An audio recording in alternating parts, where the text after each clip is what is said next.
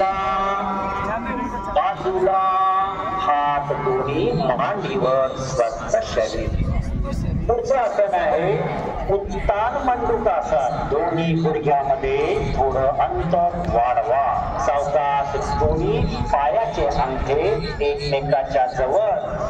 आता सावकाश उजवा हात पाठीमागून डाव्या खांद्यावर आणि डावा हात पाठीमागून उजव्या खांद्यावर ठेवा. मस्तक सरळ, श्वसन चालू ठेवा.